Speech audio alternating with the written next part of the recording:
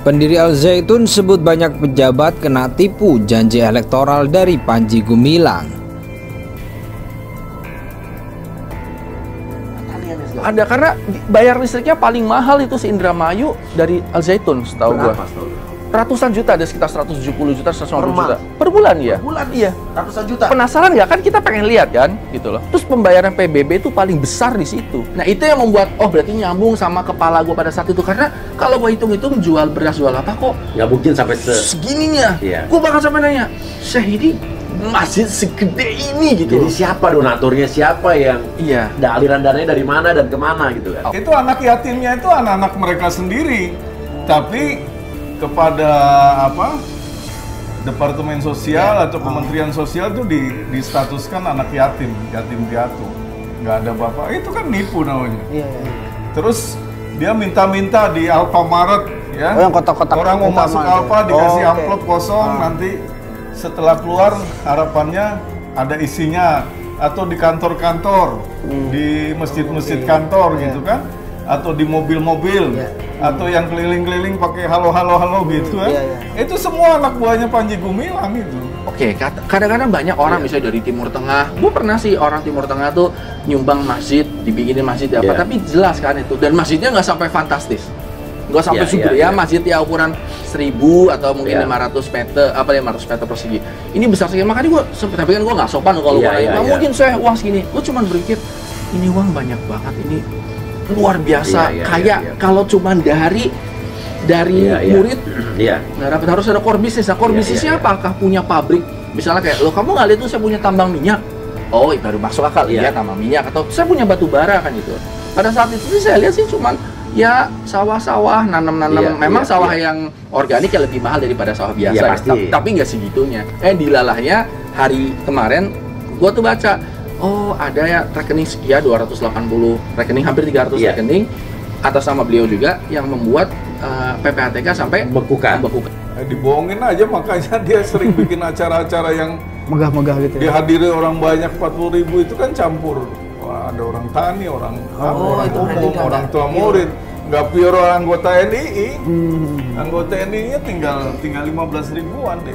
Pendidikan itu akhirnya nggak jadi tujuan utama, nggak jadi program utama, hanya sebuah pencitraan aja. Akhirnya nggak diurus betul-betul. Buktinya santri-santrinya belum bisa praktis Arab dan Inggris bagaimana di kantor atau pesantren-pesantren yang baru. Hafal Quran mana yang hafal Quran boleh Anda periksa. Jadi nggak berjalan akhirnya karena faktor Pak Panjinya gitu, hanya dipakai pencitraan aja untuk cari uang, cari politik dan sebagainya. Panji Gumilang ini sudah lepas kontrol kalau menurut saya.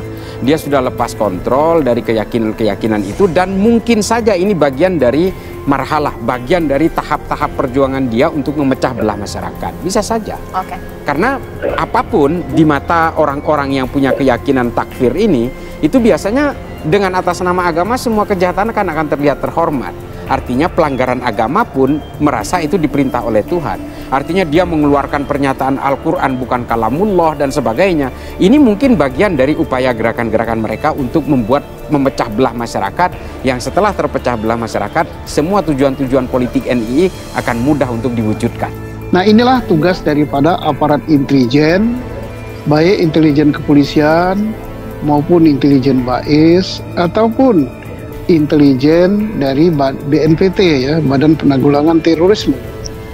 Dan ini sudah sangat gampang sekarang karena ada PPATK.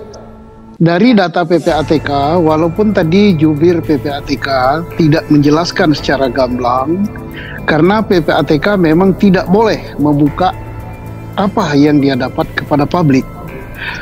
Tetapi penyidik Polri ataupun penyidik lainnya, begitu laporan informasi dari PPATK sampai kepada penyidik, penyidik dapat melakukan tindakan hukum sesuai hukum acara yang berlaku. Pertanyaan saya, Saudara Panji Gumilang ini agendanya apa?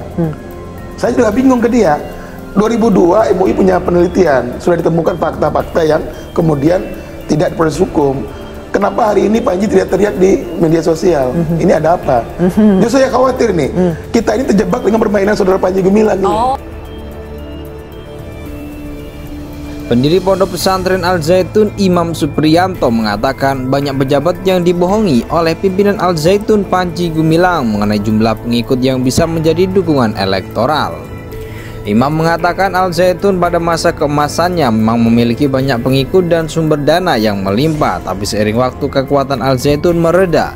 Paling pengikutnya tinggal 10 ribuan, enggak signifikan seperti dulu yang hampir 1 jutaan zaman saya, dulu petugas hampir 250 ribu, ucap Imam dalam acara Gaspol ditayangkan Rabu 5 Juli 2023. Kalau sekarang enggak lah, dibohongi sajalah, sambung dia. Imam mengatakan untuk mengelabui para pejabat, Panji Gumilang sering membuat acara pengumpulan massa bercampur dengan petani, para murid, dan orang tua murid. Imam juga mengatakan strategi Panji Gumilang mendekati pejabat adalah untuk masuk ke sistem pemerintahan agar bisa mewujudkan negara Islam Indonesia.